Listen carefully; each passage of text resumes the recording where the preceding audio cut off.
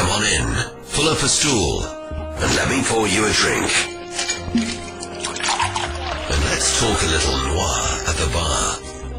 Thanks for joining us today for another episode of Noir at the Bar, where you get to hear some of your favorite authors reading from their books and short stories. Now, this season, our guest readers are authors that are going to be attending the Left Coast Crime in Seattle, April 11th to 14th. So not only do you get to hear them on the show here, you can go visit them, meet them, and maybe get a book signed.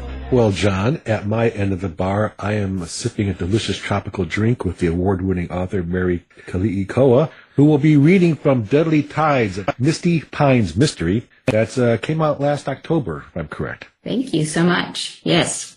Take it away, Mary. All right. Abby Keliikoa rolled through town in her Prius, searching the empty streets and worrying her bottom lip with her teeth. Stonebridge Assisted Living Center had called an hour ago to let her know her mother, Dora Michaels, had walked away again. It was early January on the Oregon coast. There had been no substantial rainfall for several days.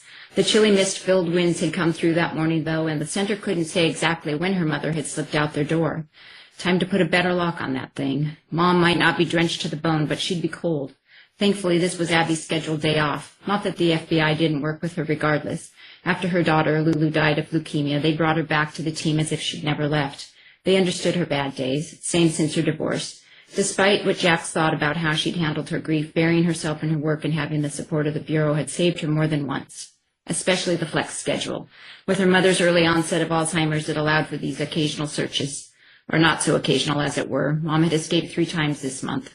Greenery and garland from the holidays had clung to the street lamps on Misty Pines' main strip, but she had yet to catch a glimmer of her mother's fiery red hair.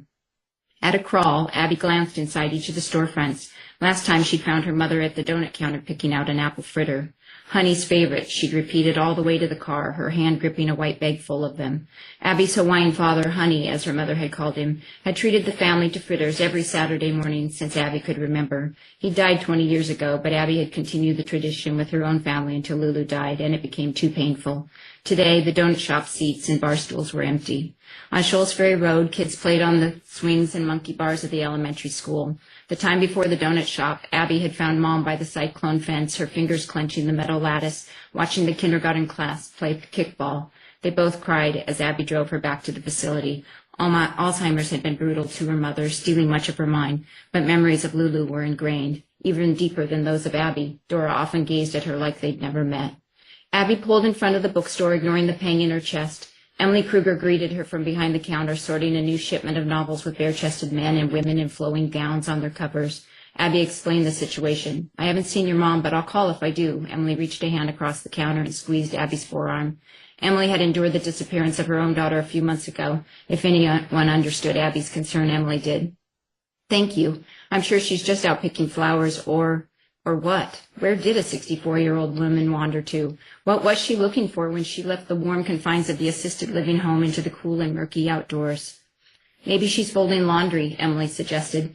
Abby chuckled despite her worry. During the summer, Dora had strolled into the laundromat down the road to fold a stranger's tidy-whities. But that's also why fear prickled Abby's spine now. Dora stuck to the downtown area when she walked off. Why not this time?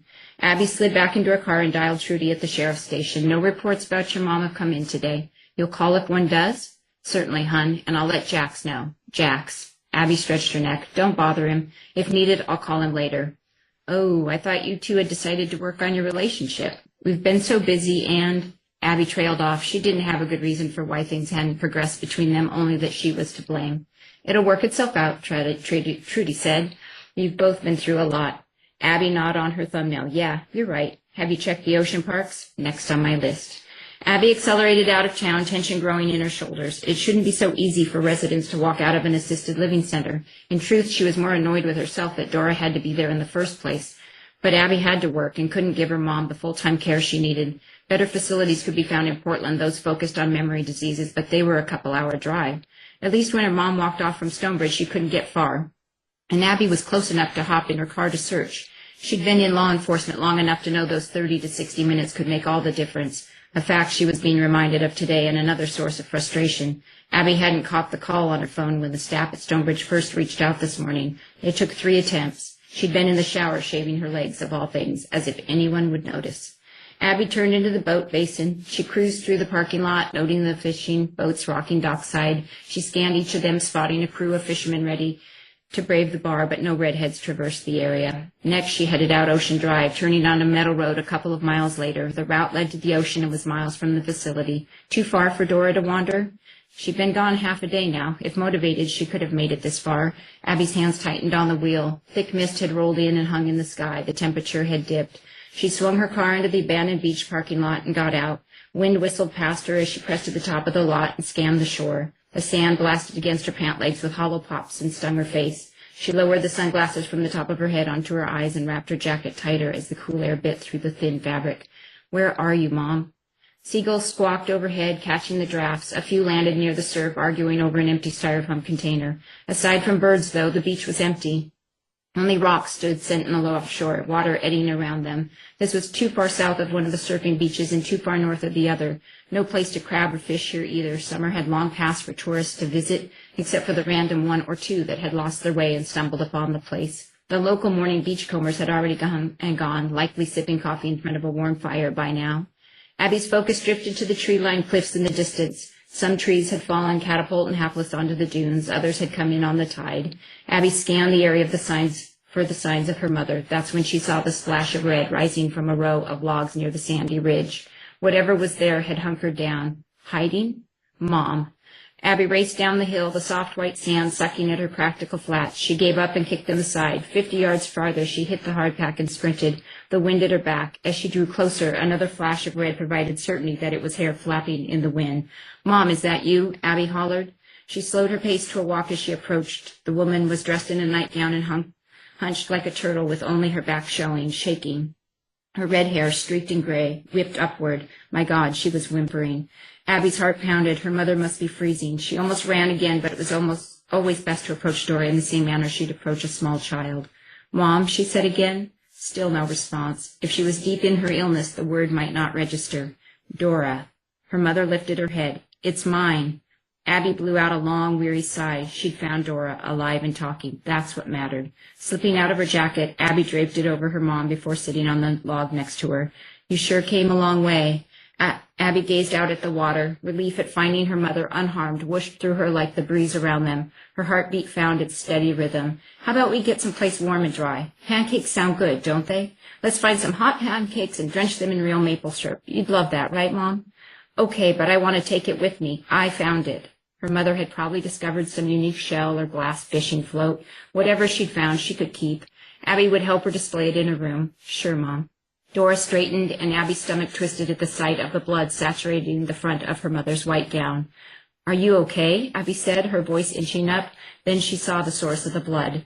In her hands, her mother held a tennis shoe containing a severed foot. Well, that is engaging and well written, and you're telling a story there that actually I personally connect with because my father had Alzheimer's. So does it sound like that story came from deep within you? Is that something that you've experienced to lead off to your moment of mystery? My mom had dementia, so that, it has some personal that. But I also grew up at the Oregon coast and have always found, the phenomenon of severed foot is kind of an interest. And this is book 2 in the series, so it's a continuation of the characters. So. Well, I think people should pick up 1, pick up 2, because it's a very engaging writing, and that's what attracts me right away. And storytelling, which should attract anybody. So nice job. Well done. Looking forward to it. Thank you. Well, I am sitting with a retired daily newspaper reporter, or she spent 10 years doing it, and her new book comes out here in April of this year, and it's hot. It's called Home Fires. So Claire Booth, thank you for coming on doing the Noir. Thank you. Home Fires. What's kind of the basic premise of this, just so we get an idea? This is the 6th book in my Sheriff Hank Worth series. He is the sheriff of Branson County, Missouri, which is down in the Ozark Mountains.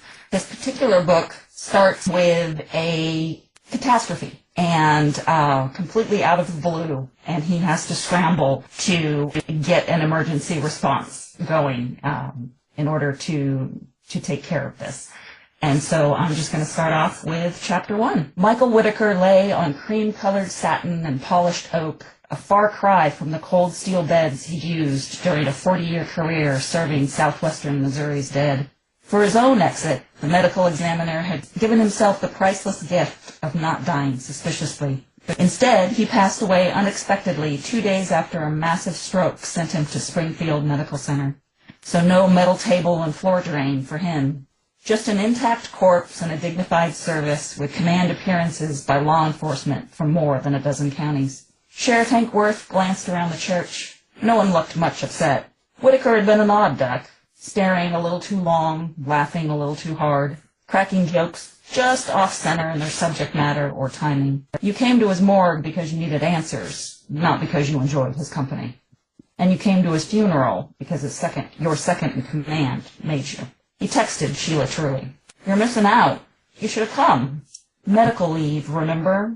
You have a wheelchair, so what's the problem?" She shot back with several emojis too caustic to be shared in polite company or read in church. Hank put his phone away as the pastor walked in and stopped to clasp hands with the widow. After a well-honed, mournful pause, he continued to the pulpit placed slightly to the side so the good doctor's casket could sit front and center. Bouquets of lilies lined the front and bullied their way into every nose in the room. The Stone County sheriff next to him shifted uncomfortably in the pew and muttered apologetically about his bursitis. "When did you see him last?" Hank nodded toward the casket. "About 2 months ago. Motor vehicle accident out near Galena. 2 fatalities. How's about you?" "Had an homicide earlier in the spring," Hank said. "I can imagine the chuckles he had with that." "Yeah," Hank said. "He was always, well, yep, exactly." 2 seats down, Webster County's eyes started to water. Ozark County, an affable barrel of a man he'd talked to as they waited outside for the doors to open, was clearly trying to stifle a thunderous series of sneezes. The pastor waded through the lily scent and arrived at his destination. Hank tugged at his uniform sleeve and told himself to pay attention. But the sermon was bland and boring. Say what you would about Whitaker, he at least wasn't either one of those things. The Reverend obviously hadn't known him at all. Hank's mind shifted to the robbery investigation currently on his desk. He tuned back in for a mildly interesting eulogy from a work colleague and stifled a groan as the pastor asked them all to stand and open their hymnals.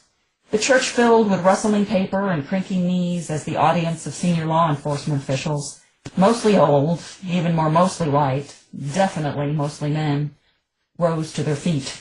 Hank sighed and flipped to the right hymn number. The pastor waited a beat and then raised his arms. 50 people took a breath, and Hank's phone went off. It was set on vibrate, but the buzz filled the negative space and seemed to echo off the high ceiling. He shoved the hymnal under his arm and grabbed for it. It kept buzzing. Then Ozarks went off, and Webster County's, and the Springfield police chief. Hank dropped the hymnal altogether as the sounds rolled through the pews in a wave. He read the screen just as Stone County turned to him, his own lit phone clutched in his hand. Oh, my holy God. The fires still burned, and the firefighters stood on the perimeter, watching and weeping. "Do we know how many people were inside?" Hank asked a man he didn't recognize. "No. Command won't let us near it." He nodded toward an SUV off to the right and wiped again at his streaming eyes. "My cousin worked." Hank turned away from the blazing crater and walked over to the West County Fire District SUV. "What the hell did you do, Sheriff? Bring my entire state with you?" The caravan that followed Hank the 35 miles from Springfield was still pulling into the clearing. The vehicle's whirling emergency lights were no match for the pulsating flames that tinted even their blue and red beams a hazy orange. "We were at a funeral," Hank said. He looked at the 20-odd squad cars. "You can put 'em to work." "Oh, I plan to," Bart Giacalone said. The fire chief stepped onto the SUV's running board and turned to face the group. "Y'all grab the fire extinguishers out of your vehicles and start fanning out. Spot fires all over the place. Mop up as many as you can. See something bigger, give a holler. I'm keeping my guys here in case the main blaze starts to expand, but I'll send one to you if you need." They were gone within seconds and without a word, melting into the woods in the morning heat. Giacalone looked down at Hank. He was a big man, solid but not fat, with buzzed gray hair and a ruddy face that sported a horseshoe mustache bristling all the way around the corners of his mouth and down toward his chin. Right now it was coated with soot and dirt. "It's gonna explode again," he said. "There's no way that it's not. There are so many damn fireworks in there." Hank nodded. It had been a big warehouse, and one of Branson County's more prominent employers, until today. He closed his eyes against the heat and the orange and the thought of it all. Any injured? Giacalone shook his head. Nobody that lucky, I'm guessing. He coughed up a ball of smoke-induced phlegm and sent it sailing into the bushes next to his car. You know how many employees they got? Hank said no. The only thing I know is who isn't. The newspaper had a blurb last week about a local kid joining the Marines. The job he quit was at this warehouse. Marines, huh? Giacalone said. Already the smartest decision that kid'll ever make, and he ain't even to boot camp yet. I bet his mama's thanking her lucky stars right now. She'd be the only mother in this section of Branson County who was. Hank turned back toward his cruiser and the computer file that laid out the procedure. He was required to call in the state and the feds. And hell, bringing in a few local pastors wouldn't be a bad idea either. He was opening his car door when he heard yelling from across the access site. A woman came running at him, her face so white with fear that the orange glow from the flames didn't darken it at all. The shouts came from his deputy as she tried to chase the woman down. Hank stepped away from the car and directly in front of the woman, wrapping her in a hug. Her momentum staggered him back a few steps before he caught his balance and loosened his hold. She slipped through the line. Deputy March leaned against the cruiser and put her hands on her knees as she caught her breath. She was a decent runner, but the woman was a lot taller and naturally faster. Sorry, sir. They were both close enough now to see the fire, the flattened trees, the stunned firefighters. The woman stopped struggling and sagged into his arms. Ma'am, you can't be here. It is not safe. We're going to take you back to the main road now, Hank said. No, no, no, no. It was more a moan than a word. Hank tried to turn her around, but she sank to her knees. The moaning kept on. He knelt in front of her. We're going to get you out of here, and we're going to find you someone to be with you. Now it was a wail. No, no, no, no one. Nobody left. Nobody's left. Why didn't he wait? Hank motioned to March, and together they lifted the woman to her feet. Hank walked with them most of the way back to the road. He stopped short when he saw what was there.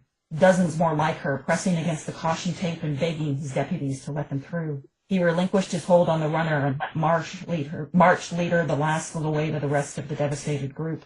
He forced himself to walk away slowly. They didn't need to see an authority figure running from their grief. Once he was out of their sight, he pulled out his phone. Screw the requirement for calling the state and the feds first. He'd start with the clergy, as many of them as he could get. Thank you. That's amazing. So how do you make it sound so personal? Do you have some experience in that sort of field? Well, when I was a newspaper reporter, I did cover crime.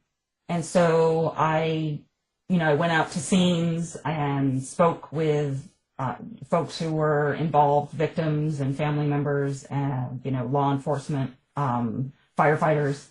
And so, I've seen that and the kind of, pain and emotion that is involved for everyone who responds to scenes like that. And it's always important for me to make that as realistic as possible because, you are talking about, even though they're characters, right, you're talking about a serious event in their lives. And so, making that seem as real as it can is always one of my goals. Well, you did a great job with it, so thank you. And we look forward to seeing you at Seattle Left Coast Crime. Oh, me too. I'm down here with Cindy Goyette, who will be reading from her novel, Obey All Laws, which is about a probation officer, right? And you were a probation officer, so I'll ask you about that after you read. Yes, that's all true. So I'm going to just read chapter 1. I realized I was in trouble when the door bounced open before my feet hit the front steps. What the heck do you want? The man towering in the doorway said. I recognized him as my new client from the mugshot in his file. I tried to disarm him with a smile, but received a death glare back. I'm Casey, your new PO, I said in an upbeat voice. Javier Ramirez was massive, at least 6'4". A grimy tank stretched across his puffed-out chest. Ropes of muscle running down bare arms were no doubt compliments of long hours on a weight bench during his recent stay at the Arizona Department of Corrections. The pitchfork tattoo on his bicep told me he was a member of one of Phoenix's more dangerous gangs. Nice to know. Javier clenched his fists and bounced from one foot to the other. The vein on the side of his bald head pulsated. His eyes were crazy and popping. all signs he was about to go ape. Oh my. My oh crap meter tilted to the warning zone. I probably should have brought another officer or two with me, but I was used to working alone, and his gang involvement wasn't documented in the file I'd received. Look, Javier, I backstepped off the front porch. I just want to schedule an appointment. We can talk in the office tomorrow, okay? I ain't going to no probation office, lady. We can settle this here and now. Where's Hope? Good question. My cousin, Hope Carson, also a probation officer, had mentioned something about a conflict of interest when she gave me the case.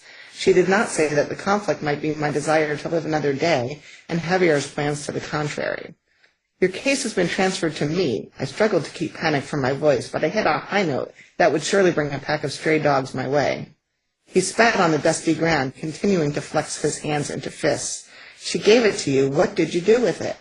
I had no clue what he was talking about. Do with what? We don't have a phone number for you. I just want to schedule an appointment. Broad shoulders shifted as he moved down the steps. I don't need no appointment. We both know we got bigger problems. Like the fact that he was intent on assaulting me? So far in my career, my verbal de-escalation skills had gotten me out of some tight spots. But my charm was wasted on Javier. I moved my hand to the pepper spray clamped to my belt. Just call me, I tried. We can set up an appointment on the phone. I was backpedaling now, moving across the yard, but he was gaining on me. I pulled out my pepper spray and aimed it at Javier's face. He laughed. You ain't going to live long enough to use that. I took another step back and pressed the lever. The spray hit him square in the eye. Javier didn't even blink. I should have paid more attention to things like expiration dates. It was time for Plan B, run like hell. I turned to do exactly that when my foot caught on a rock and I fell flat on my butt. The hard dirt, like concrete after months without rain, sent shockwaves through my body and reverberated in my molars. Javier was on me before I could say ouch. I tried to hit the panic button on my police radio, but he ripped it out of my hand and tossed it across the yard. Pepper spray dripped off his face onto mine, not expired. The liquid burned my skin, my eyes watered, and it sent me into a coughing fit. Javier remained unfazed, maybe because he was amped up on meth, or maybe he was just mad enough to overcome the effects, but I had to find another way to stop him. Pulling a gun wasn't an option since I'd opted not to carry one, unlike some of my peers. Now I saw the gaping flaw in my thinking. His hands wrapped around my shoulders before I could contemplate further, and he yanked me to my feet and latched onto my arm. I kicked his shin, but it had no effect as he pulled me toward the house. It was in this moment, the one where my stupidity was staring me in the face, that I usually would have made a deal with the big guy upstairs. Get me out of this and I'd be more careful next time. But the man upstairs and I weren't exactly on speaking terms since my mom died 9 months ago. I couldn't let my family go through another loss so soon. I had to survive this, even if Javier had other ideas. He held on tight and successfully dragged me closer and closer to the house. Fire! I yelled, trying to get the attention of anyone nearby, as I used every ounce of strength I had to pull out of his grip. But it was summer in the desert, and everyone was sealed up in their air-conditioned houses. No one could hear me. Javier shook me like a wet rag. Shut up. My options dwindled. If he got me in the house, it would be a death sentence. I balled up my fist and swung, putting my weight behind it. My hand connected with the side of his head, and something flew out and landed on the ground. What the hell? Javier's free hand shot up and covered his eye. I jerked out of his hold and stumbled back. Something crunched under my running shoe. My eye, Javier cried. You stepped on my eye. I looked down and saw a shattered eyeball under my shoe. Ew! He lunged forward, his empty eye socket zoomed toward my face. I felt for the keys in my pocket, yanked them out, and stabbed my 3-inch long handcuff key into the gaping hole where Javier's eye used to be. He stood dumbfounded and undoubtedly in a lot of pain. The key stuck into his head like a flagpole in the dirt. My other keys dangled, hitting him in the nose. He growled. Foam sprayed out of his mouth like a rabid dog. Oh no, now I'd really made him mad. No was I winning a fight with this tank of a guy. I did what I should have done from the start. I ran. Javier's heavy footsteps sounded on the sidewalk behind me. A vehicle approached, and I turned to wave them down, but the dark van didn't slow. It narrowly missed me as I made my way to the other side of the sidewalk. I heard the thunk before I saw Javier go airborne and land on his back like a turtle overturned in his shell. The van was a blur as it continued on. Grateful for the help, I didn't bother to get the license plate number. Javier lay still. I wondered if the impact had killed him, but I didn't intend to get close enough to find out. I ran to my Jeep, which I couldn't enter because my keys were stuck in Javier's head. But I felt comfortable with the distance between us. Well, that and the fact that he seemed unconscious. I pulled out my cell phone and dialed 911. Phoenix Police, what's your emergency? This is Casey Carson with adult probation. I could use some help. That's it for today. Wonderful. It was very eye-popping. I couldn't resist. Sorry. Yeah, that was amazing. So tell me a little bit about your experience as a probation officer and how that influences your writing and how this book came to be. Yeah, well, I was a probation officer in Maricopa County in Arizona for almost 20 years, and I actually had a gang caseload, so the gang thing was familiar to me, so I wanted to tackle that. And so, yeah, I just, Casey was born, and she gets into a lot of trouble after that. That's not even, that's just the beginning. That's just the beginning? Yes. Well, it was great. It was great. Yeah. Well, it looks like we've got a cozy mystery writer, and her book is Peril in Pink, which comes out in March of this year. So Sydney Leigh here's here, and thanks for being here, Sydney. Thanks for having me. I'm happy to be here. This is a story. It's something to do with a B&B, right? So, wow, I'm interested in this. Yeah, so my book is called Peril in Pink. It's the first in a new series. It's a cozy mystery, so it's a lighter sort of mystery than what we've heard through some of the stories tonight. So so I can just start here at chapter 1. Pink flamingos make me sick. My brother's easy smile edged towards a disapproving frown. They're a symbol of joy and a cultural icon, not to mention the signature color of the Pearl B&B. I cleared my throat. The bird's legs are freakishly spindly, and the namesake cocktail is more Pepto-Bismol pink than our soft blush aesthetic. Nate grabbed the bar towel from his shoulder and started polishing the already clean beer glasses that separated us. Don't you have a B&B to run, Jess? I feigned a pout. Teasing you is much more fun. He finished up the beer glasses and flicked the towel at me. Siblings are supposed to have each other's backs. You're my little brother. It's my job to give you a hard time. Besides, I wasn't insulting your bartending skills, just your choice of drink specials. A voice came out of nowhere. Maybe we should rename it the Nate Burn Special. Then I drink it every day. I'd spun around on my bar stool and looked down. Sarah, my brother's new wife, was perfectly balanced on 2 hands in some twisty yoga position. How long have you been doing that? I asked. She turned her face sideways and looked up at me. I'm working up to 90 seconds. This would be a great one for you to learn. It's good for the detoxification of internal organs. I pressed my lips together. Sarah didn't wear makeup and had a 6-pack. I never left home without mascara and preferred rosé to exercise. But she was sweet, if a little too granola-like for my taste. Let me work on the toxify part first and see how far I get. Speaking of toxic, Nick said, Mr. Rock and Roll is here. My stomach nodded. It had been a long time.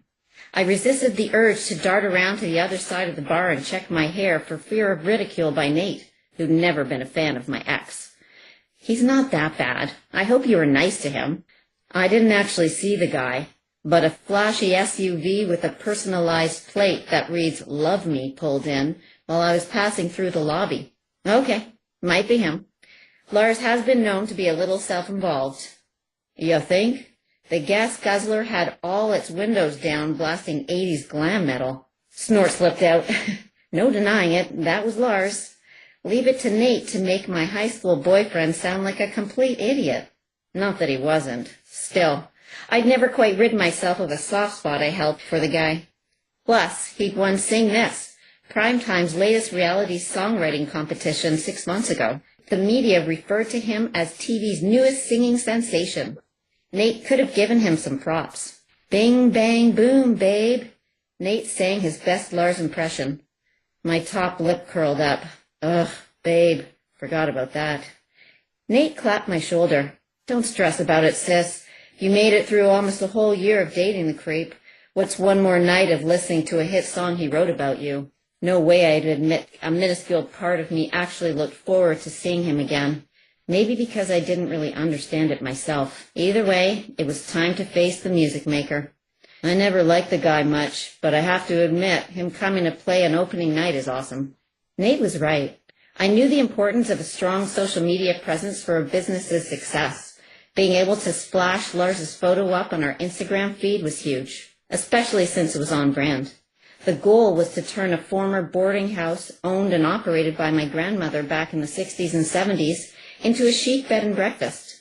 The behemoth Queen Anne-style building was set on a huge swath of land, complete with a big pool, sprawling deck, and adjacent garage-turned-bar. Nate and Sarah had recently opened the Cool Vibes Cafe, and it had quickly become a hot spot for locals and tourists alike. Me and my BFF/business partner, Kat Miller, hoped to piggyback on their success with the B&B. Our dream was to make it the trendiest accommodation in the area for bachelorette parties, girls' weekends, date nights, and romantic getaways.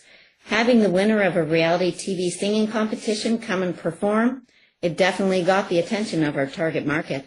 My only question was why Lars had agreed to do it. Yes, this was his hometown, but we weren't boasting a large crowd. The B&B had only 10 rooms.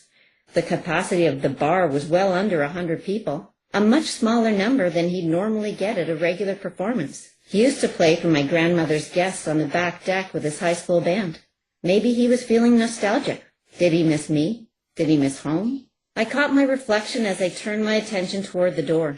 I took the opportunity to fluff up my bangs with my fingers and smooth down my long wavy hair. I knew it, an invisible and judgmental voice said. I whirled around to see my best friend and Pearl co-owner, Kat Miller. She was peering out from behind the collection of faux greenery as if auditioning for a low-budget version of Tarzan. "What are you doing back there?" I demanded.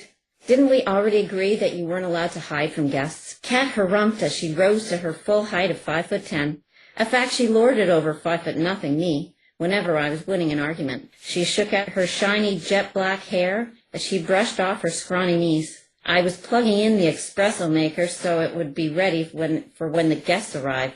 "How about you?" "Wait, don't tell me. I already know. Checking yourself out before the wannabe rock god gets here." "Not her, too." I started to argue, but she cut me off. "You were doing that weird scrunchy eye thing you say for mirror checks. Admit it. You're busted." She folded her arms across her chest and waited for an explanation.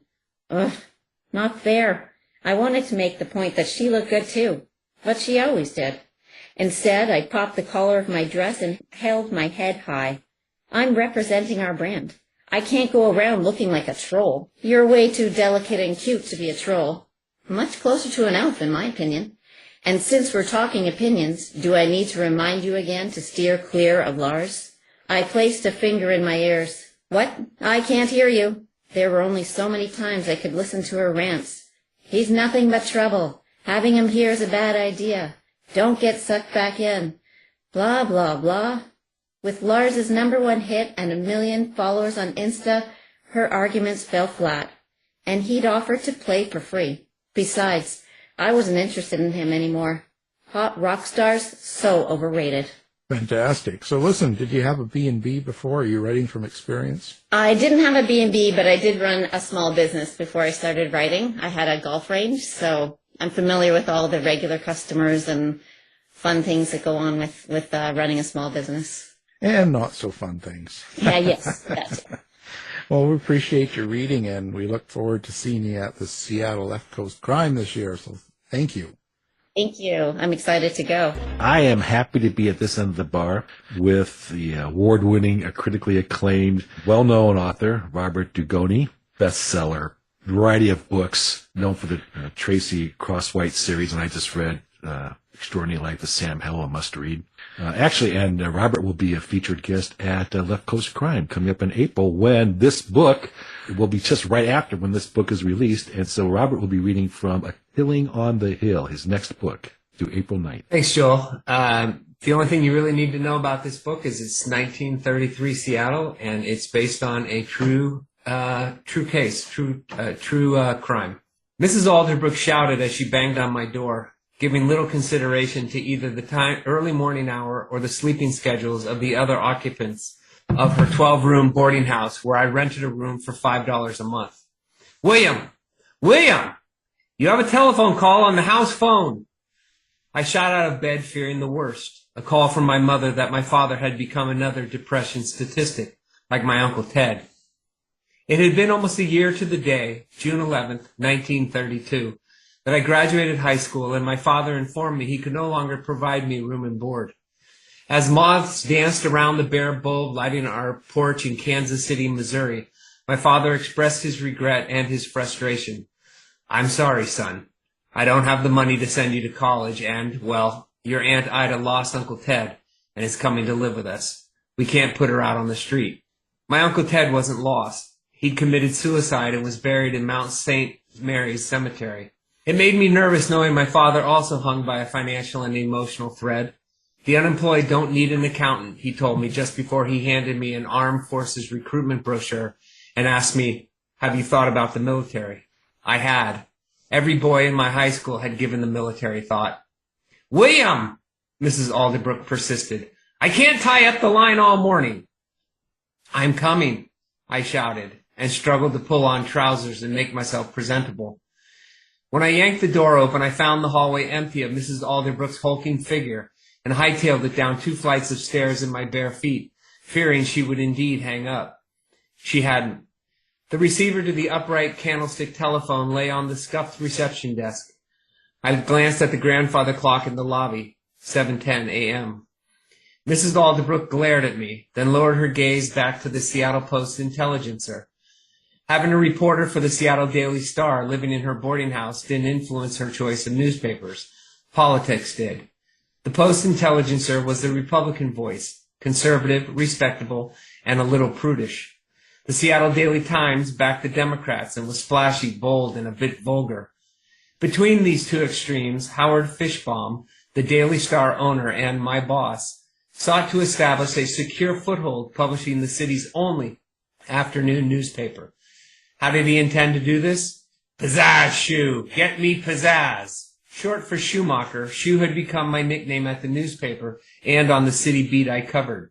Don't tie up the line, Mrs. Alderbrook huffed. I placed the receiver to my ear and lifted the speaker to my mouth. My hand quivered. Hello? I said, fearing the worst. William Schumacher.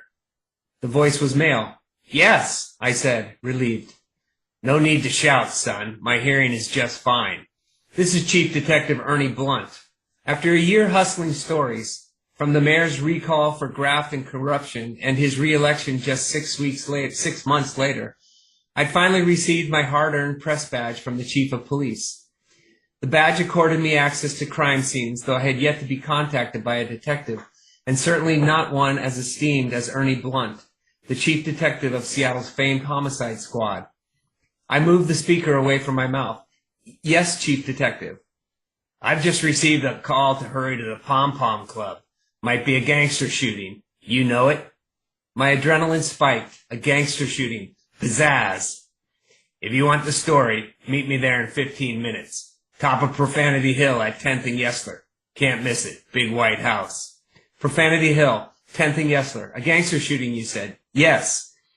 Try not holding the speaker so close to your mouth, Blunt said. I'm liable to go deaf. I moved the speaker away another few inches. I'll find it, I said. The perch clicked. Mrs. Alderbrook's meaty hand had reached the counter and ended my call.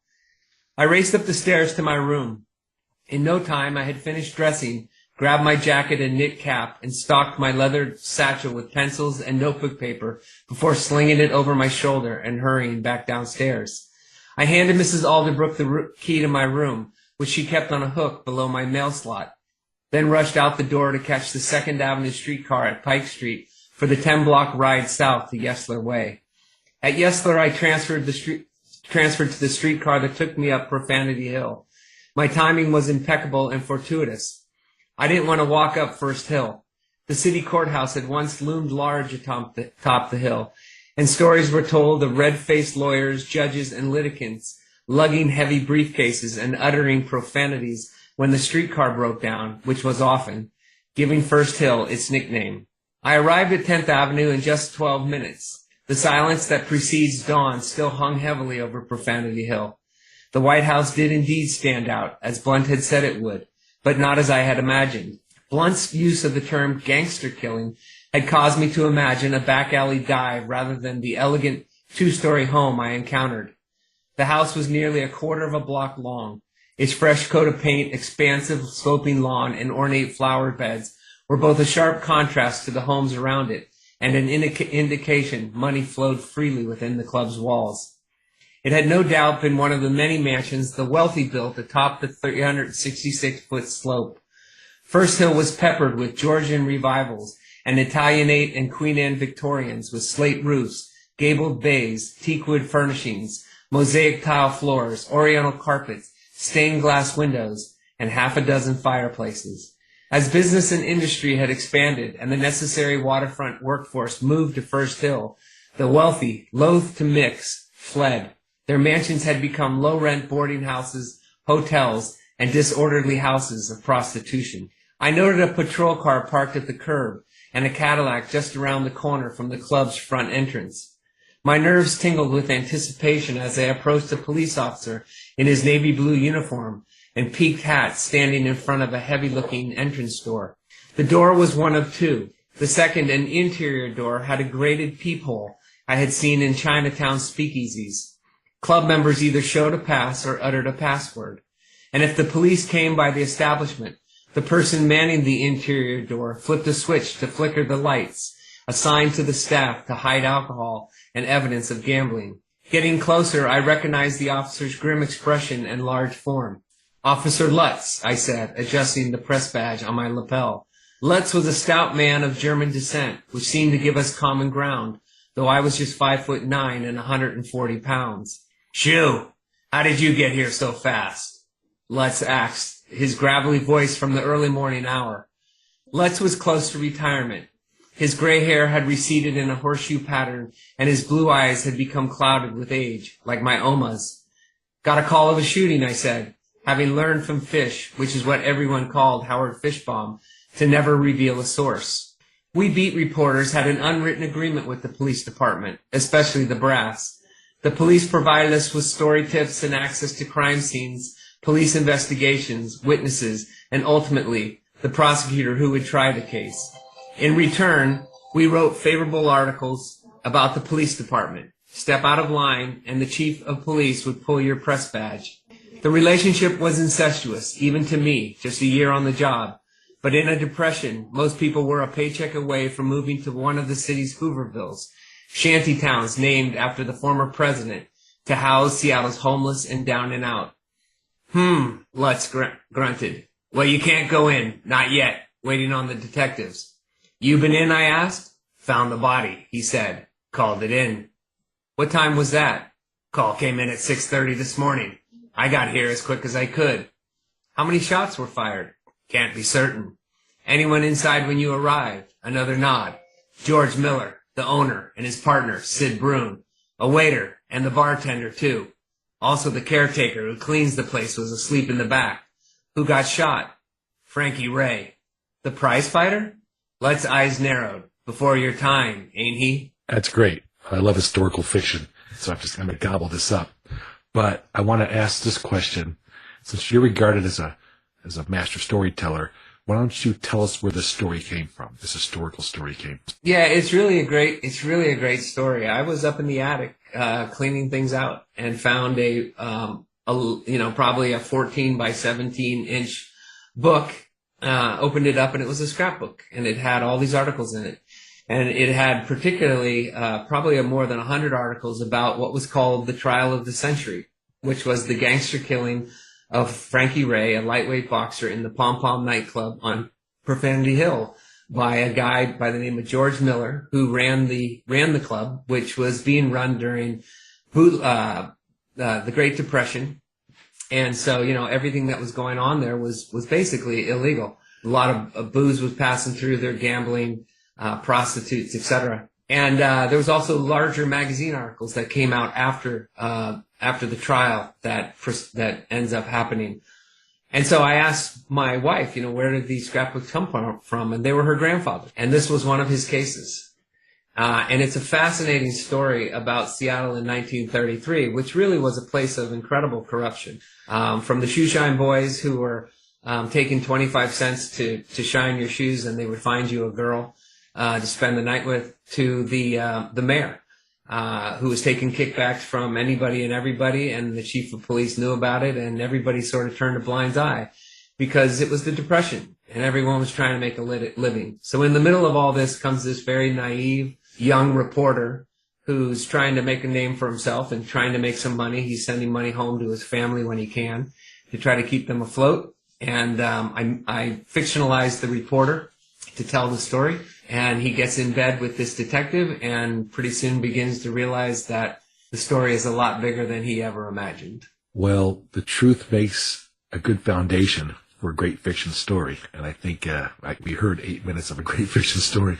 Looking forward to it coming out. I'll get one autographed at Left Coast Crime. Hopefully I'll see you there. My good friend Robyn Gigl, who will be reading from her new novel, Nothing But the Truth, which is out in June, and I'm super excited to hear from it. Robyn, take it away. Thank you, John. It's good to see you. So this is chapter 2 of Nothing But the Truth, and it's chapter 1, not giving anything away. Chapter 1 is a murder.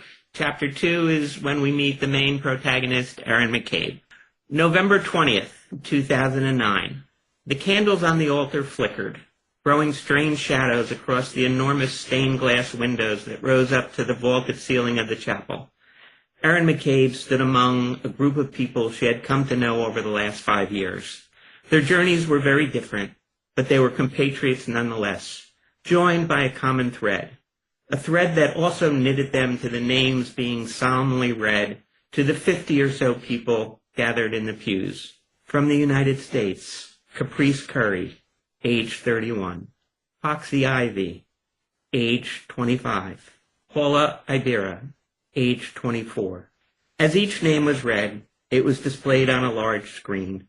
Each name a life lost, most of them young, most women of color, all of them killed in the last 12 months because they were transgender, non-binary, or gender non-conforming. Tears rolled from the corner of Erin's eyes. This was her 3rd year attending the Transgender Day of Remembrance at the Princeton Chapel, and each year was harder than the previous, the list of names growing longer every year. Tonight, she and her companions took turns reading each of the 163 names of the people lost. Once they slid out of the pew, Erin gave Logan Stevens a hug. Logan, a self-described biracial, pansexual, genderqueer attorney, had played a huge role in Erin's last case. Gathering their belongings, they made their way out into the unseasonably warm evening. A few of us are heading over to the Alchemist and Barrister to grab something to eat. You want to join us? Logan asked. Sure, Erin replied. Excuse me, a man called out as he approached. Would you be Erin McCabe? I am, Erin replied. I don't mean to be rude, but are you the criminal defense lawyer? He asked skeptically. Yeah, I'm not Erin McCabe, she responded with a small grin. And to answer your next question, as far as I know, I'm the only Erin McCabe who's a criminal defense attorney in New Jersey. I'm sorry, the man stammered. I apologize.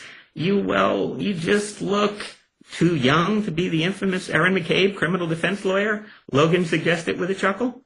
Erin tried not to blush, but at 5'5", with a dusting of freckles across the bridge of her nose and a slim athletic figure, she was still blessed with a youthful appearance that belied the fact that she was a seasoned attorney with a unique backstory.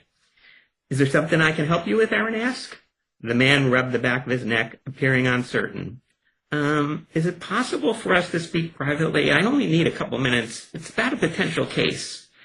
Erin studied the man. He appeared to be in his early 30s and was significantly taller than her, so she guessed that he was close to 6 foot. He was a good-looking guy, well-built.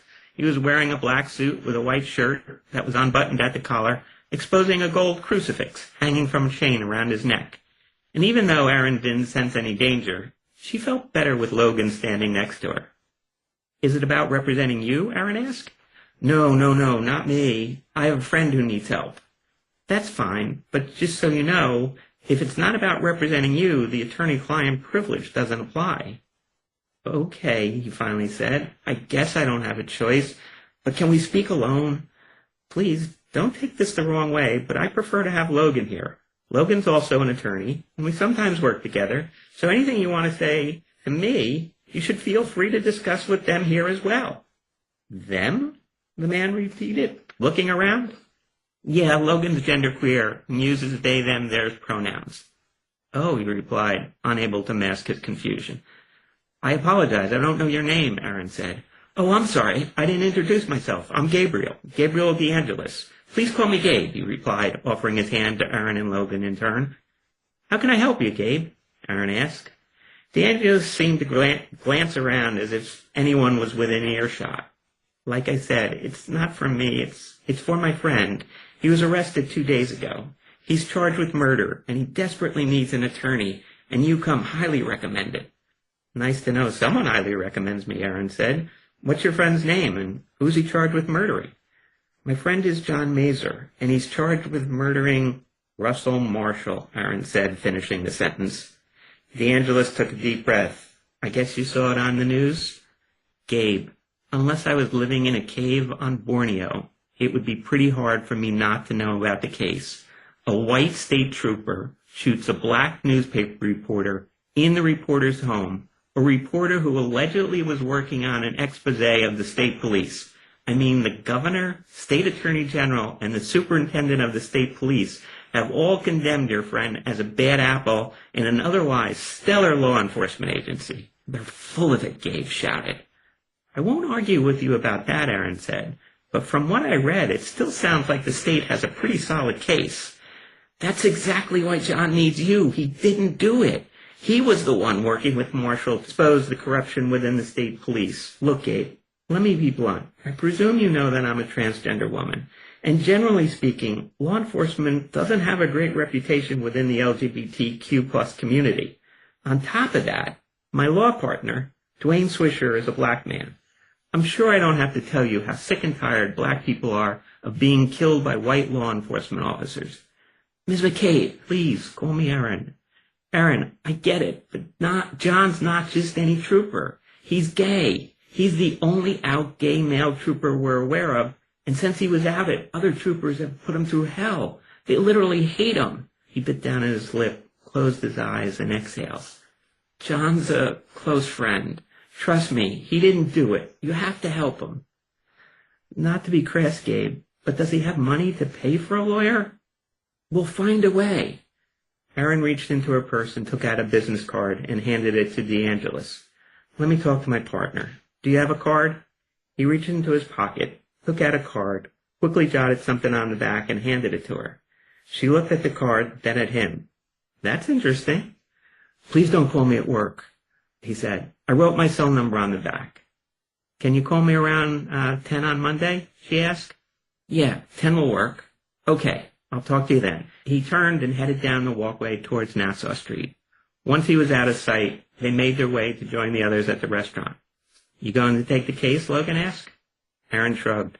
Don't know. At this point, I don't even know if he can afford an attorney. Not to mention, I'm not sure how Dwayne will feel about the racial overtones of the case. I guess we'll see. How about the fact that based on what's been in the press, his friend is guilty as sin? Logan asked. Nah, that's not a consideration. If Dwayne and I only took on clients who were innocent, we've been out of business years ago. Logan laughed. You think Gabe and Mazer are more than friends? Don't know, Aaron said. But it would explain Gabe's desire for confidentiality. Why? Logan asked. Aaron handed Gabe's card to Logan. Logan looked down at the card, stopped in their tracks, and screamed, What the? Are you kidding me? Reverend Gabriel DeAngelis, St. Raymond's Roman Catholic Church? You can't make this stuff up, Aaron said. Damn, woman, Logan said. You sure do get some crazy cases. Thank you. Thank you, Robyn. That was terrific. I'm absolutely hooked. I can't believe we have to wait until June for it. So I'm curious. So you're tackling, in this case, a racially motivated crime. Why did you choose the subject matter? And clearly you're approaching it from lots of different complex angles. So I'm just fascinated. How did you land on this idea? Look, I do a lot of diversity, equity, and inclusion work. The issues surrounding, the LGBTQ plus community, racial diversity, all those issues really interest me. I have two main characters, one who's transgender, the other who's a black man. And again, in New Jersey, the state police do have a reputation for racial profiling. There have been court cases and consent orders, and even as recently as a few months ago, again, racial profiling by the New Jersey State Police. And the group within the state police that I talk about in the novel allegedly really exists. They were a rogue group of troopers that were known as the Lords of Discipline, and they did racially profile lots of motorists on New Jersey highways. So it's based on some real facts, and it just held a lot of interest for me in terms of bringing a lot of different types of issues to the fore, so to speak. Oh, it sounds riveting. I can't wait. It's nothing but the truth. This has been a production of the House of Mystery Radio Show.